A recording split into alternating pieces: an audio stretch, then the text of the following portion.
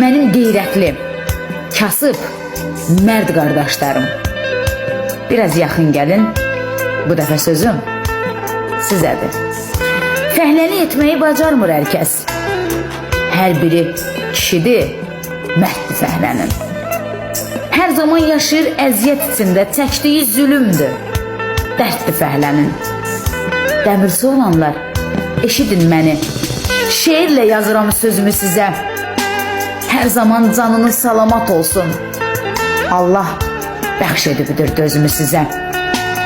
Hər kim fəhlənin haqqını kəsir, yediyi içdiyi haramı olsun. Kasıbların adından yazdım bu şeiri.